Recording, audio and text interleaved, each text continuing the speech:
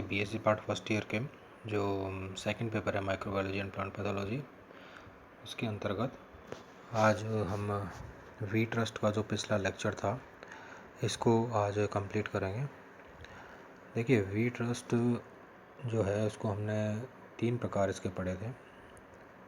Black stem rust, इसको Puccinia ग्रैमिनेस के द्वारा कॉज किया जाता है। दूसरा था पक्सिनिया स्टेरिफॉर्मिस के द्वारा उत्पन्न करने वाला स्ट्राइप रस्ट, और पक्सिनिया रिकॉन्डिटा के द्वारा उत्पन्न किए जाने वाला लीफ रस्ट। पक्सिनिया ग्रैमिनेस के बारे में हमने बात की थी कि ये ऑब्लिगेट पैरासाइट है जो कि पॉलीमॉर्फिक है, हेट्रोशियस रस्ट है, एक से अधिक होस्ट पर अपना जीवन चक्र पूर्ण करता है।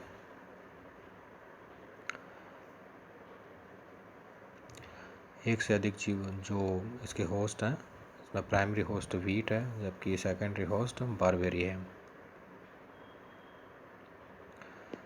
कल हम इसके लाइफ साइकिल की बात कर रहे थे जिसमें हमने देखा कि किस प्रकार प्रथम स्टेज में जो वीट है, वीट में एसियोस्पोर्स के द्वारा संक्रमण होता है और इनके द्वारा बनने वाले कवक जाल में जर्मिनेशन के द्वारा यूरिडोस्पोर बनते हैं। यूरिडोस्पोर एक द्विकेंद्रकीय बीजाणु संरचना है जिसमें 2 केंद्रक पाए जाते हैं, अर्थात एवं दोनों केंद्रक अगुणित प्रकार के होते हैं। यूरिडोस्पोर की संरचना हमने देखी थी कि इस प्रकार यह एपिडर्मिस से बाहर की ओर निकल के रप्चर्ड एपिडर्मिस के द्वारा बाहर की ओर निकल जाता है। इसी संरचना में हमने देखा कि 2 परत पाई जाती हैं, एक्जाइन और इंटाइन। यूरिडोस्पोर के जर्मिनेशन के बाद जो माइसीलियम बनता है वह माइसीलियम आगे टीलियोस्पोर्स को उत्पन्न करता है। टीलियोस्पोर्स यूरिडोस्पोर के बाद की प्रावस्था है जिसमें भी टीलियोस्पोर के प्रत्येक अर्धखंड में जो है 2 केंद्रक पाए जाते हैं जो कि अगुणित होते हैं। टीलियोस्पोर के निर्माण के पश्चात जो परिपक्व टीलियोस्पोर होते हैं उनमें कैरियोगेमी होती है। कैरियोगेमी के अंतर्गत, ये आप देख रहे हैं, कैरियोगेमी के अंतर्गत जो 2 केंद्रक होते हैं ये दोनों फ्यूज होकर एक केंद्रक बना लेते हैं। तो आप देख पा रहे हैं ओवरविंटरिंग डिप्लॉयड टीलियोस्पोर्स, तो दोनों केंद्रक जो है वो मिलकर के एन और एन, ये जो एन और एन टीलियोस्पोर है अब 2n टीलियोस्पोर हो चुके हैं, अर्थात जो केंद्रक है वह द्विगुणित प्रकार का हो चुका है। ये जो टीलियोस्पोर हैं ये जर्मिनेशन करते हैं और जर्मिनेशन प्रक्रिया के दौरान अर्धसूत्री विभाजन के द्वारा बेसिडियम बनाते हैं। तो ये जो बेसिडियम है इनसे होने वाले जो स्पोर्स उत्पन्न होंगे वे बेसिडियोस्पोर्स कहलाते हैं।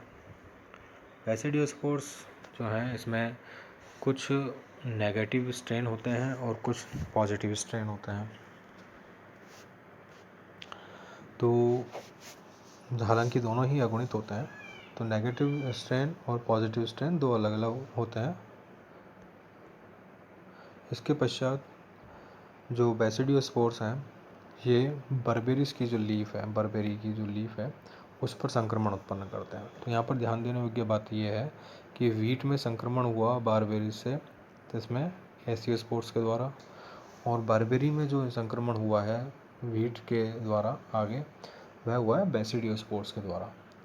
तो बेसिडियोस्पोर्स के द्वारा ये जो संक्रमण हुआ है इसके फलस्वरूप ये स्पोर्स जाकर के बारबेरिस की लीफ पर चिपक जाता है और वहाँ पर जर्म ट्यूब के द्वारा इंटरसेल्यूलर ग्रोथ करते हैं। इंटरसेल्यूलर ग्रोथ के द्वारा हाइफी बनता है, माइसीलियम बनता है, और माइसीलियम पूरे जो संरचना है उसमें लीफ की संरचना है उसके अंदर फैल जाता है और माइसीलियम होस्टेरिया के द्वारा अपना पोषण प्राप्त करता रहता है। होस्टेरिया के बारे में हमने पढ़ा था कि ये उंगली नुमा प्रवर्ध होते हैं जो कि परपोषी ऊतक की कोशिकाओं से अपना पोषण प्राप्त करते हैं। तो बर्बेरी जो अल्टरनेट होस्ट है, इस पर बेसिडियोस्पोर्स आकर के इसको संक्रमित कर देते हैं और अपना जो है वृद्धि करते हैं। बर्बेरीज लीफ पर बाद में 2 स्पोर्स और बनते हैं, स्पर्मेगोनिया या स्पर्मेशियोस्पोर्स और दूसरे एसियोस्पोर्स।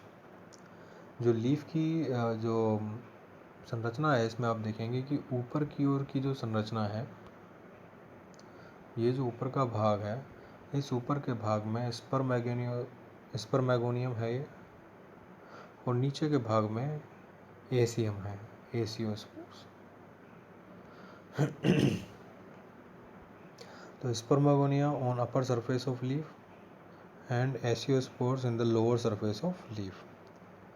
जो स्पर्मेशिया होंगे, जो स्पर्मेगोनियम जो है, इसकी संरचना की हम बात करें तो यह कुछ इस प्रकार दिखाई देगा।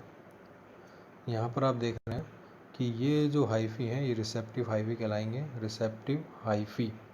और इसके अंदर जो है ये स्पोर्स जो है स्पर्मेशिया कहलाते हैं, स्पर्मेशियो स्पोर्स कहलाते हैं। ये एक फ्लास्क नुमा आकृति होती है जिसके अंदर ये स्पोर्स, ये जो रिसेप्टिव हाइफी होते हैं, ये निकले रहते हैं और इनसे जो है स्पर्मेशिया भी साथ साथ निकले हुए होते हैं।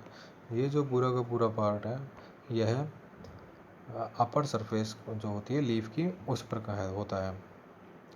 इसी प्रकार आप देख पाएंगे कि यहाँ पर ये तो स्पर्मेगोनिया हो गया, और नीचे जो है एसियोस्पोर्स होते हैं।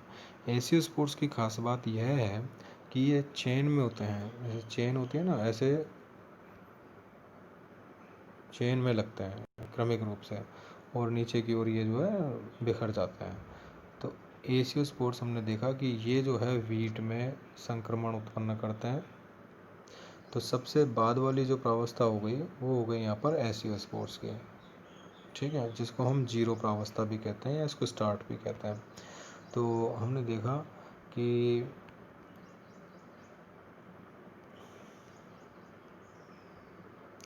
किस प्रकार एसियोस्पोर्स वीट को संक्रमण उत्पन्न करते हैं।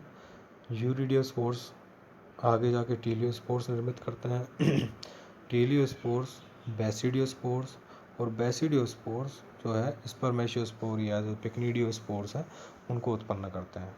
पिक्निडियोस्पोर्स और इसके अलावा बीच में फिर आगे एसियोस्पोर्स बनते हैं, और एसियोस्पोर्स फिर से वीट को संक्रमित करते हैं। तो इस प्रकार कुल मिला के जो 5 प्रावस्थाएं हैं, उनके बारे में हमने देखा। पहली तो क्या थी, जीरो प्रावस्था, जिसको हम कहते हैं स्पर्मेगोनियस स्पोर्स। दूसरी है यूरिडोस्पोर, ठीक है। तीसरी है पहली है यूरिडोस्पोर, दूसरी है टीलियोस्पोर, तीसरी है आपके बेसिडियोस्पोर्स, चौथी है स्पर्मेशिया या पिक्निडियोस्पोर, और 5वीं जो है इसमें आपके, तो ये हो गई टोटल 5, ठीक है ना। तो इस तरीके से हमने आज ये देखा कि किस प्रकार 5 स्पोर्स लगातार चक्र के रूप में चलते रहते हैं।